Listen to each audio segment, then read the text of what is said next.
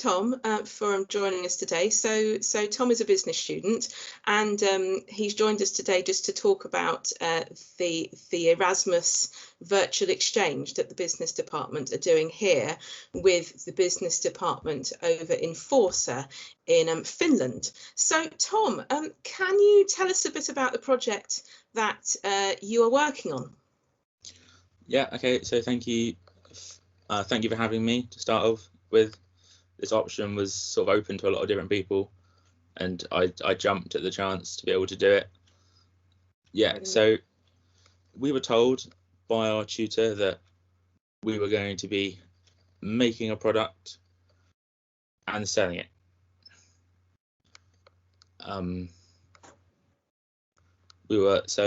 It started off, it would have been at the end, towards the end of sort of December, towards the end of the school term.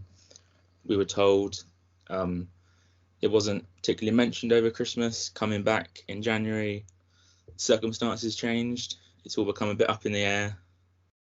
It was a lot more complicated than we thought it was going to be. But personally, I think we've grown it quite well, given what we have and haven't been able to do. Brilliant. So virtual learning is a challenge really for everyone, isn't it?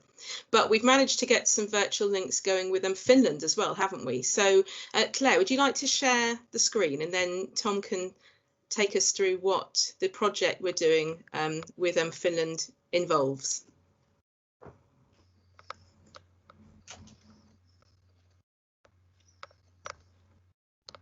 Okay, so it's a Dragon's Den project, yeah? Yes. Although we found out that in Finland they don't call it Dragon's Den. What do they call it in Finland?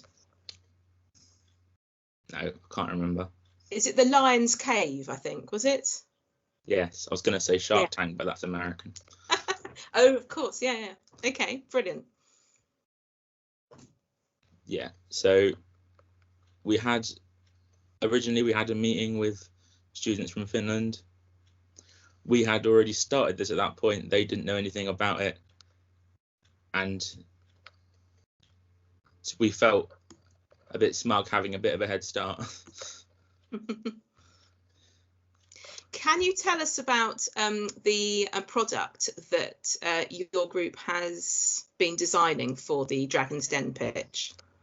So our group the class was split into two groups. One group is doing gift bags. Our group is doing upcycled materials around the house turned into planters and plant pots.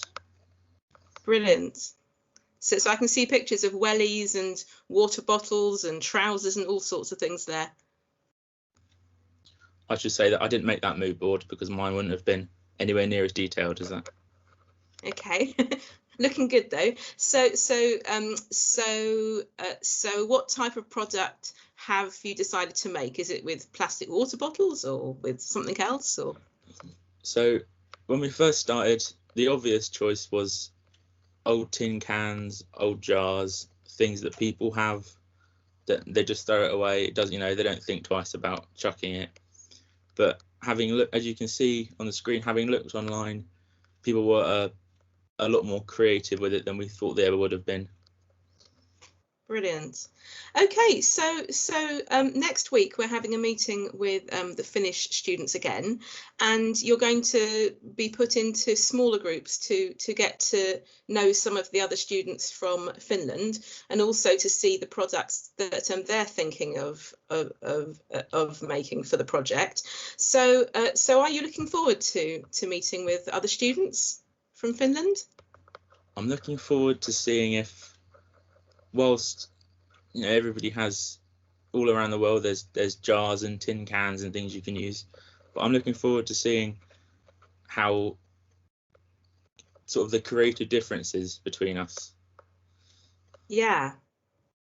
I think brilliant. Last week in the meeting it became clear that we were very different, and it's hard to have a conversation from people from Scandinavia without conversations about the weather. The weather's a popular one, isn't it? Yeah. But I'm sure it's going to be really interesting just for you to have a conversation about life in general here compared to life over in Finland. Brilliant. What was the most interesting thing about the first meeting? Again, it was the differences. You think of schools, you just think all schools are the same, but we were, their cameras were on, we could see them, we could see just the differences. It all looked quite expensive. There was lots of very fine wood. Everything was very well crafted. Some of the language we found out that they didn't know was quite shocking. There was one point when someone mentioned a pebble and they didn't know what a pebble was. We had to explain, didn't we? Our first reaction was just to laugh it off, but yeah. You don't realise sort of the language barriers that can occur from things like that. Yeah, it is really interesting to meet people from different cultures and speak to people whose first language isn't English. Yeah, definitely. Tom, thank you so much. So if we want to unshare the screen now.